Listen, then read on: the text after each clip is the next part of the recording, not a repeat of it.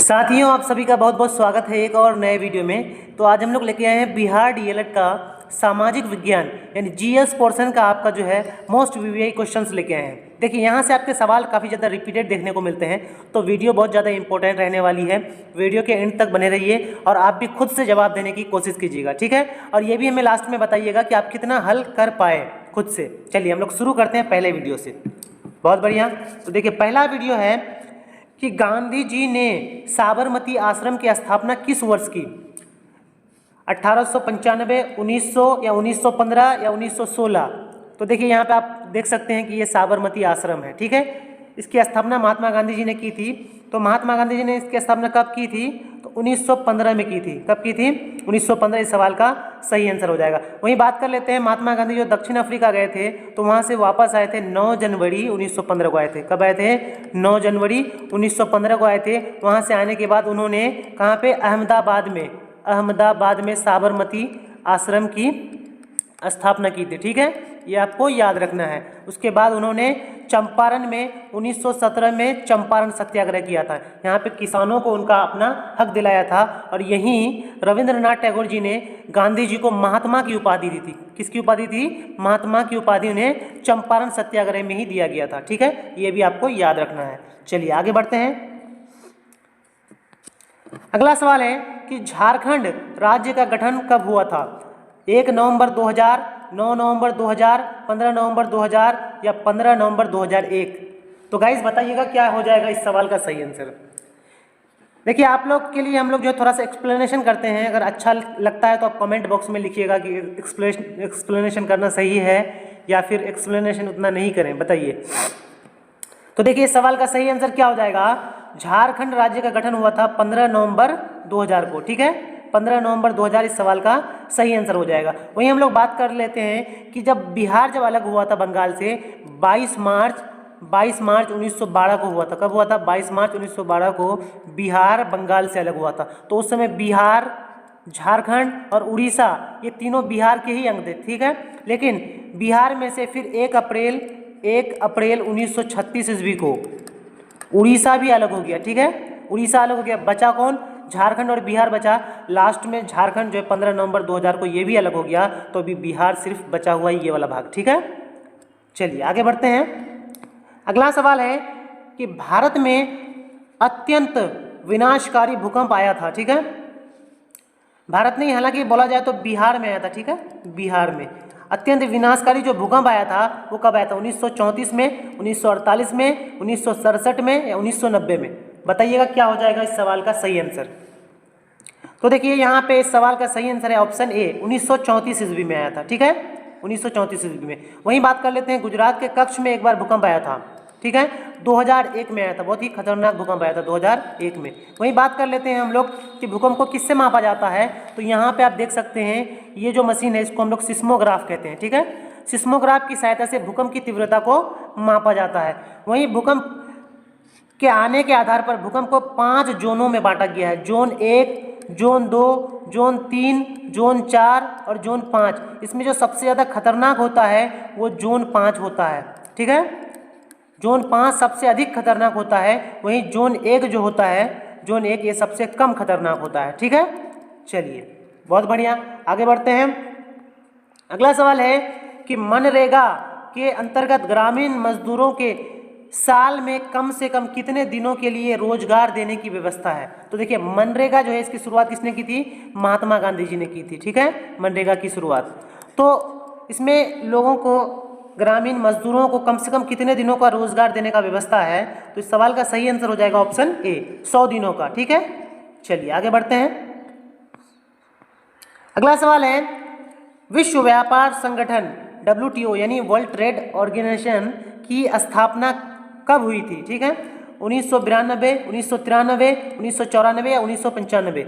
बताइए क्या हो जाएगा। देखिए, हम लोगों ने काफ़ी बार इस सवाल को डिस्कस किया है, तो इस सवाल का सही आंसर हो जाएगा ऑप्शन डी, 1995 में हुआ था। वही बात कर लेते हैं कि विश्व व्यापार संगठन का मुख्यालय कहाँ है, तो हो जाएगा जेनेवा स्विट्जरलैंड, ठीक है। ये भी आपको याद रखना है, ठीक है। चलिए आगे बढ़ते हैं। अगला सवाल है कि यूरोप का मरीज किसे कहा जाता है? तुर्की, इटली, इंग्लैंड, फ्रांस? देखिए आप लोग यहाँ पे फिगर में देख सकते हैं, यहाँ पे मैप में कि ये जो है तुर्की है, ठीक है। तुर्की यूरोप का बहुत ही इधर जो है बॉर्डरी इलाका है यूरोप का, ठीक है। तो यहाँ तुर्की जो है ये काफ़ी ज़्यादा पिछड़ा हुआ है, यूरोप में सबसे ज़्यादा पिछड़ा हुआ तुर्की है, इसलिए इसे यूरोप का मरीज भी कहा जाता है, ठीक है। तो इस सवाल का सही आंसर हो जाएगा ऑप्शन ए तुर्की। चलिए आगे बढ़ते हैं। अगला सवाल है कि मंदार हिल किस जिले में स्थित है? मुंगेर, भागलपुर, बांका या बक्सर? तो बताइएगा क्या हो जाएगा इस सवाल का आंसर। तो देखिए मंदार हिल जो है वो बांका जिले में, कहाँ है? बांका में है, ठीक है। वहीं मुंगेर में जो है, मुंगेर में खड़गपुर की पहाड़ियाँ हैं, खड़गपुर की पहाड़ियाँ, ठीक है। चलिए आगे बढ़ते हैं। अगला सवाल है 8 नंबर में कि भारत सरकार ने सूचना का अधिकार अधिनियम कब पारित किया? तो देखिए सूचना का अधिकार अधिनियम पारित करने से पहले राजस्थान के मजदूरों ने सूचना के अधिकार के लिए आंदोलन किया था। कब किया था? 1990 में सूचना के अधिकार आंदोलन की शुरुआत हुई थी और ये राजस्थान से हुई थी, ठीक है, राजस्थान से। लेकिन इसको जब कानूनी दर्जा मिला सूचना का अधिकार को, ये कब मिला? तो ये हो जाएगा 2005 में, ठीक है। 2005 इस सवाल का सही आंसर हो जाएगा। चलिए आगे बढ़ते हैं। अगला सवाल है 1977 में की लोकसभा के चुनाव में किस दल को स्पष्ट बहुमत मिला था? स्पष्ट बहुमत 1977 में जो लोकसभा आम चुनाव हुआ था उसमें किस दल को स्पष्ट बहुमत मिला था? तो देखिए इस सवाल का सही आंसर हो जाएगा जनता पार्टी, ऑप्शन बी हो जाएगा, ठीक है, जनता पार्टी। और इसके तहत जो चुने गए प्रधानमंत्री थे, ठीक है, वो चुने गए प्रधानमंत्री कौन थे बताइएगा आप लोग कमेंट में। चलिए आगे बढ़ते हैं। अगला सवाल है ब्रह्म समाज की स्थापना किसने की? राजा राम मोहन रॉय, दयानंद सरस्वती, विवेकानंद या रामकृष्ण परमहंस? तो बताइए ब्रह्म समाज के संस्थापक कौन थे? तो इसका आंसर हो जाएगा राजा राम मोहन रॉय, ठीक है। ऑप्शन ए इस सवाल का सही आंसर हो जाएगा। जैसा कि आप फिगर में देख सकते हैं राजा राम मोहन रॉय जी है। इन्हें भारतीय पुनर्जागरण का पिता भी कहा जाता है क्योंकि इन्होंने 1829 ईस्वी में लॉर्ड विलियम बेंटिंग के साथ मिलकर के सती प्रथा को अंत किया था, ठीक है। और इन्होंने ब्रह्म समाज की स्थापना कब की थी? 1828 ईस्वी में की थी, ठीक है, ये भी आपको याद रखना है। वहीं दयानंद सरस्वती जी जो हैं ये आर्य समाज के संस्थापक हैं। किसके? आर्य समाज के संस्थापक, ठीक है। और आर्य समाज की स्थापना इन्होंने कब की थी? तो ये 1875 में किए थे, ठीक है। चलिए बहुत बढ़िया, आगे बढ़ते हैं। अगला सवाल है कि भारतीय राष्ट्रीय कांग्रेस की स्थापना कब हुई? 1885, 1890, 1895 या 1900? बताइएगा क्या हो जाएगा इस सवाल का सही आंसर। तो देखिए इस सवाल का सही आंसर हो जाएगा ऑप्शन ए 1885। देखिए 1885 में भारतीय राष्ट्रीय कांग्रेस यानी 28 दिसंबर 1885 में हुई थी इसकी स्थापना, 28 दिसंबर 1885 ईस्वी में। और अगर कांग्रेस के संस्थापक के बारे में बात करें तो उसके संस्थापक थे ए.ओ. ह्यूम, ठीक है, ए.ओ. ह्यूम। और कांग्रेस के अगर प्रथम अध्यक्ष के बारे में बात करें तो वो थे डब्ल्यू.सी. बनर्जी, डब्ल्यू.सी. बनर्जी, ये भी आपको याद रखना है। और कांग्रेस की जो स्थापना हुई थी वो कहाँ हुई थी? तो मुंबई में हुई थी, ठीक है, मुंबई में। चलिए आगे बढ़ते हैं। अगला सवाल है कि निम्नलिखित में कौन सा उद्योग कृषि पर आधारित नहीं है? कृषि पर आधारित नहीं है, ठीक है। तो देखिए क्या है? सूती वस्त्र, सीमेंट, चीनी या जूट? क्या हो जाएगा? तो देखिए सूती वस्त्र बनाने के लिए हम लोग कपास को चाहिए, कपास चाहिए, तो कपास के लिए खेती करनी पड़ती है, तो कृषि पर आधारित हो गया। सीमेंट, तो सीमेंट ही है जिसका उपयोग हम लोग क्या करते हैं, कृषि पर आधारित नहीं है। सीमेंट जो है ये कृषि पर आधारित नहीं है। वहीं चीनी जो है वो गन्ने से प्राप्त किया जाता है, तो ये भी कृषि पर आधारित है। और जूट भी कृषि पर आधारित है, ठीक है। चलिए आगे बढ़ते हैं। अगला सवाल है नोबेल पुरस्कार से सम्मानित बांग्लादेशी अर्थशास्त्री हैं। तो देखिए बांग्लादेशी अर्थशास्त्री जैसा कि आप यहाँ पे फिगर में देख सकते हैं, कौन हो जाएगा? प्रोफेसर इकबाल यूनुस या मोहम्मद इकबाल यूनुस या प्रोफेसर मोहम्मद यूनुस या मोहम्मद सफ़ीर यूनुस? क्या हो जाइए आप लोग बताइए, क्या हो जाएगा इस सवाल का सही आंसर? तो देखिए इस सवाल का सही आंसर है option C, professor Mohammad Yunus, ठीक है। इन्हें नोबेल पुरस्कार से सम्मानित किया गया था। इन्होंने 1975 ईस्वी में क्षेत्रीय ग्रामीण बैंक की स्थापना की थी। क्षेत्रीय ग्रामीण बैंक की स्थापना की थी। ठीक है, ये भी आपको याद रखना है क्योंकि ये भी सवाल पूछा जाता है। चलिए आगे बढ़ जाते हैं हम लोग। अगला सवाल है, भारत का सबसे बड़ा बंदरगाह है मुंबई, चेन्नई, कोलकाता या कांडला? बताइए क्या हो जाएगा। तो देखिए सबसे बड़ा अगर बंदरगाह पूछा है तो क्या हो जाएगा, मुंबई हो जाएगा। ठीक है, वहीं हम लोग बात कर लेते हैं कि भारत में कुल कितने बड़े बंदरगाह हैं, तो कुल 13 बड़े बंदरगाह हैं। ठीक है, 13। वहीं पे अगर देखें कि कौन सा बंदरगाह कहाँ है, तो आप लोग यहाँ पे फिगर में देख सकते हैं कि यहाँ पे जैसे कि गुजरात में है कांडला, ठीक है, मुंबई में है नाहवा शेवा है और एक मुंबई बंदरगाह। ठीक है, गोवा में एक मरम गोवा बंदरगाह है और जो कर्नाटक है वहाँ पे मैंगलोर बंदरगाह है। केरल में कोच्चि बंदरगाह है। ठीक है, वहीं तूतीकोरिन जो है वो तमिलनाडु में है और तमिलनाडु में चेन्नई बंदरगाह भी है और एक एन्नोर भी है। क्या है, एन्नोर बंदरगाह। विशाखापट्टनम जो बंदरगाह है ये आंध्र प्रदेश में है और उड़ीसा में है पारादीप। ठीक है, वहीं जो पश्चिम बंगाल है वहाँ पे है हल्दिया और एक जो बंदरगाह है वो हमारा है, वो कहाँ है, तो ये है पोर्ट ब्लेयर में। ठीक है, अंडमान निकोबार की राजधानी पोर्ट ब्लेयर में है। तो इस तरह से कुल 13 बड़े बंदरगाह हैं। ठीक है, ये भी आपको याद रखना है। चलिए आगे बढ़ते हैं। अगला सवाल है कि हिंदुस्तान रिव्यू का प्रकाशन किसने आरंभ किया? रामकृष्ण वर्मा या श्री कृष्ण सिंह या मजरुल हक या सच्चिदानंद सिन्हा? बताइएगा क्या हो जाएगा। तो देखिए इस सवाल का सही आंसर हो जाएगा ऑप्शन डी, सच्चिदानंद सिन्हा। सच्चिदानंद सिन्हा इस सवाल का सही आंसर हो जाएगा। इन्होंने हिंदुस्तान रिव्यू का प्रकाशन किया था। वहीं अगर हम लोग श्री कृष्ण सिंह की बात करें तो ये बिहार के प्रथम मुख्यमंत्री थे। ठीक है, प्रथम मुख्यमंत्री थे, ये भी आपको याद रखना है। चलिए बढ़ते हैं अगले सवाल में। अगला सवाल है कि पटना में गोलघर किस उद्देश्य से बनाया गया था?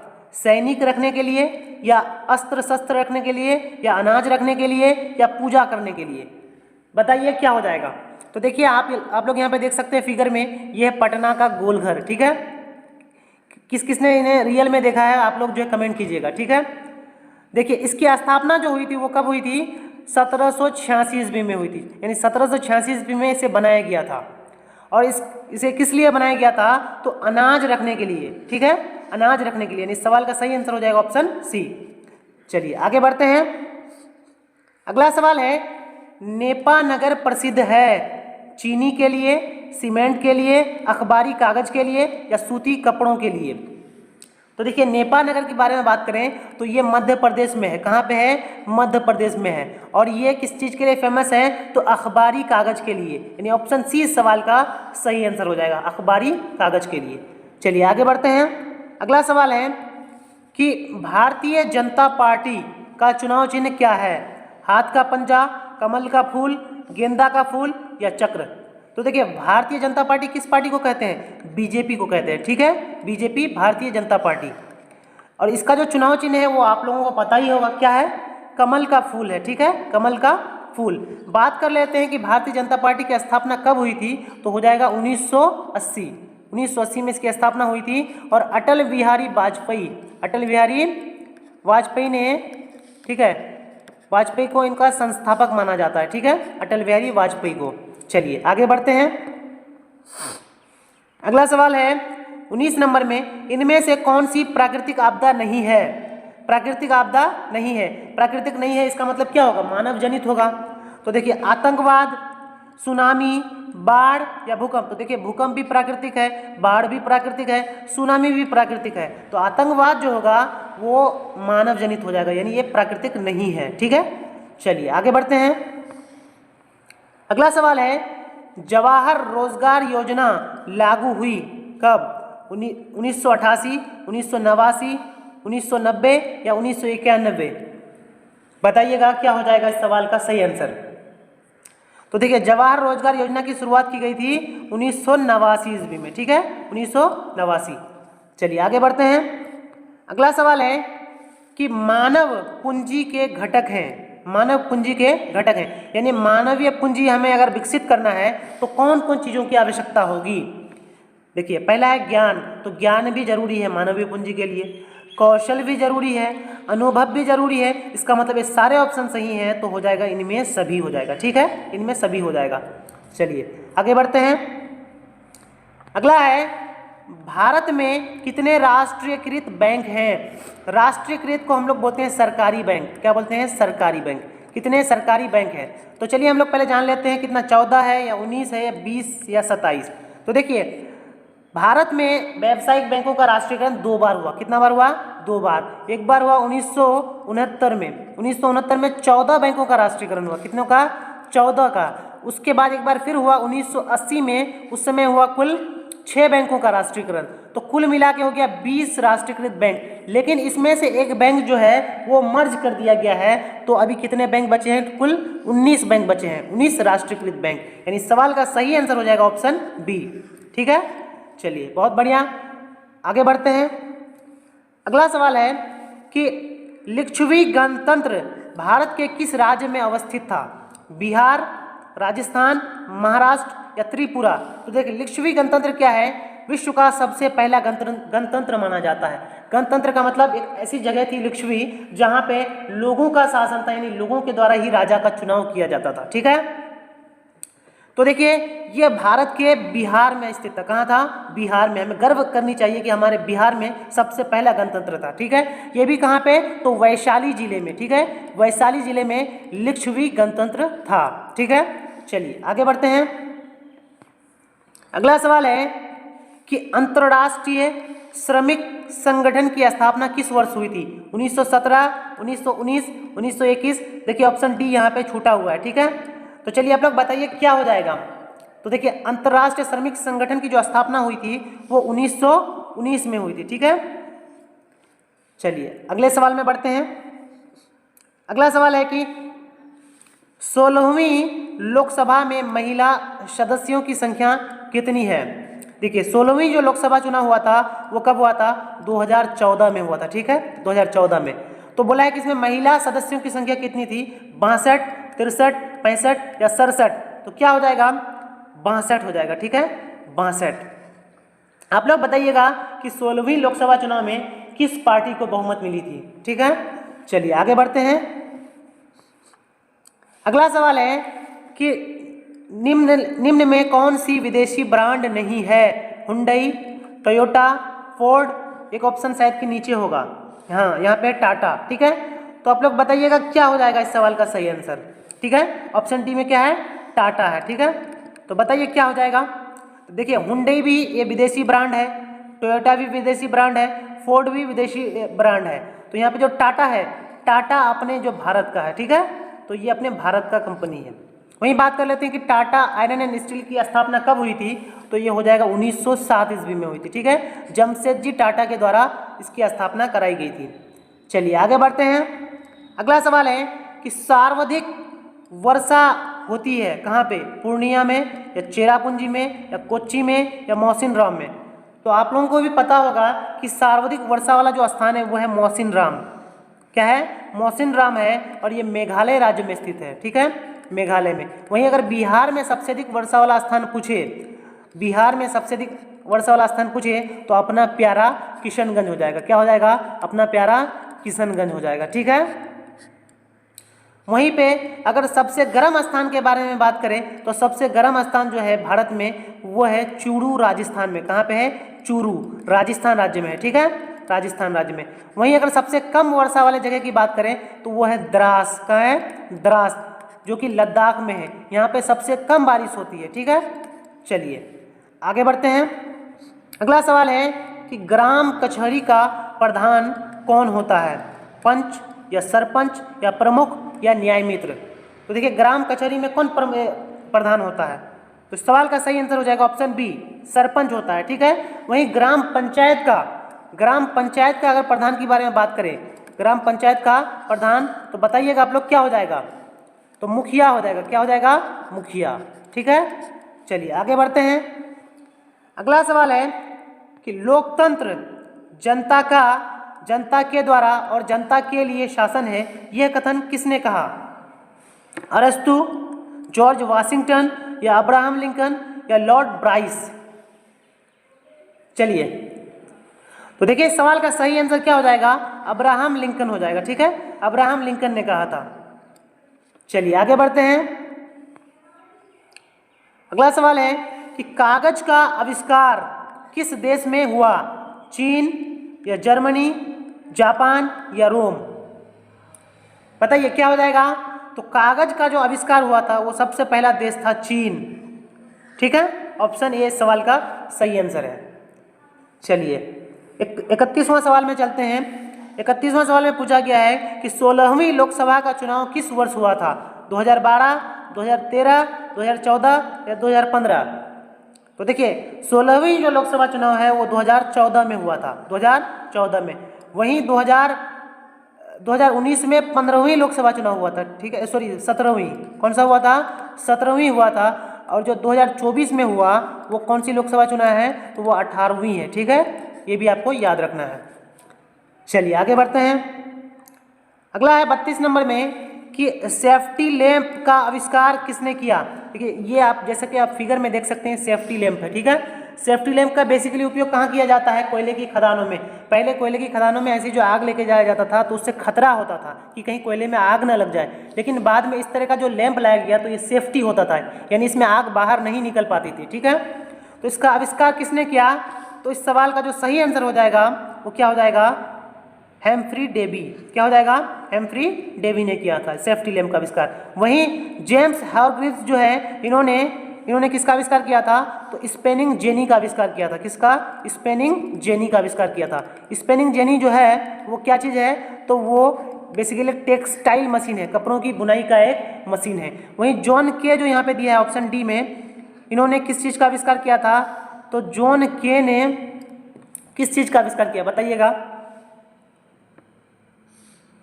तो इन्होंने फ्लाइंग शटल का आविष्कार किया था। किसका, फ्लाइंग शटल का। ठीक है, ये जो है स्वचालित मशीन है फ्लाइंग शटल, कपड़ों की बुनाई के लिए। ठीक है, चलिए बहुत बढ़िया, आगे बढ़ते हैं।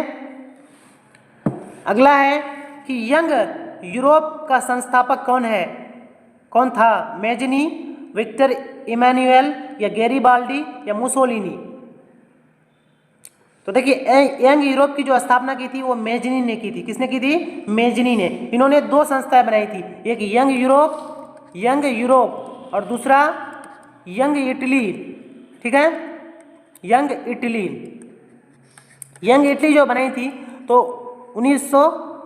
1831 ईस्वी में। कब बनाया था, 1831 ईस्वी में यंग इटली का स्थापना किया था, और यंग यूरोप का जो स्थापना है वो 1834 में किया था। ये भी आपको याद रखना है। ठीक है, क्योंकि डेट भी पूछा जाता है। चलिए आगे बढ़ते हैं। अगला सवाल है, इनमें कौन सा सबसे लंबा राष्ट्रीय राजमार्ग है। ठीक है, सबसे लंबा राष्ट्रीय राजमार्ग संख्या 2 या राष्ट्रीय राजमार्ग संख्या 3 या 5 या राष्ट्रीय राजमार्ग संख्या 44? बताइएगा क्या हो जाएगा। तो देखिए आप लोग यहाँ पे फिगर में देख सकते हैं कि राष्ट्रीय राजमार्ग संख्या 44 जो है वो श्रीनगर से लेकर के कहाँ तक जा रहा है, कन्याकुमारी तक जा रहा है, यानी कि ये सबसे लंबा राष्ट्रीय राजमार्ग है। ठीक है, तो इस सवाल का सही आंसर हो जाएगा ऑप्शन डी, राष्ट्रीय राजमार्ग संख्या 44। काफ़ी ज़्यादा लंबा है ये, कई सारे राज्यों से होकर के, यहाँ पे आप देख सकते हैं कि कितने राज्यों से गुजरता है, कुल 11 राज्यों से होकर गुजरता है। ठीक है, 11 राज्य। चलिए आगे बढ़ते हैं। अगला सवाल है कि काली मिट्टी उपयुक्त है कपास हेतु, लीची हेतु, गेहूं हेतु या बाजरा हेतु?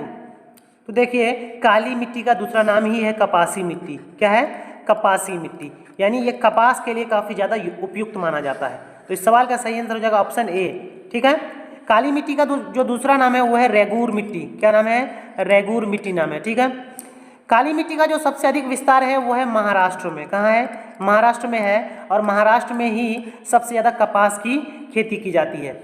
वहीं हम लोग बात कर लेते हैं कि गेहूं के मामले में, गेहूं उत्पादन के मामले में भारत में सबसे आगे है उत्तर प्रदेश। कौन है, उत्तर प्रदेश है। ठीक है, वहीं लीची जो है बिहार की जो शाही लीची है वो काफ़ी ज़्यादा फेमस है, जो कि मुजफ्फरपुर ज़िले में उगता है। ठीक है, मुजफ्फरपुर। ठीक है, ये भी आपको याद रखना है। चलिए आगे बढ़ते हैं। 16वां सवाल है कि दाल किस पौष्टिक अंश का स्रोत है, कार्बोहाइड्रेट, प्रोटीन, विटामिन डी या वसा? तो बताइएगा दाल किसके लिए ज़्यादा, किसका अंश पाया जाता है, किस पौष्टिक अंश का? प्रोटीन हो जाएगा इस सवाल का सही आंसर। क्या हो जाएगा? प्रोटीन, यानी दाल में प्रोटीन पाया जाता है। और प्रोटीन किस किस चीज़ में पाया जाता है? तो मांस में पाया जाता है, अंडे में पाया जाता है, मछली में पाया जाता है, सोयाबीन में पाया जाता है। ठीक है। वहीं अगर कार्बोहाइड्रेट की बात करें तो ये किस में पाया जाता है? चावल में पाया जाता है, गेहूं में पाया जाता है, आलू में पाया जाता है। ठीक है।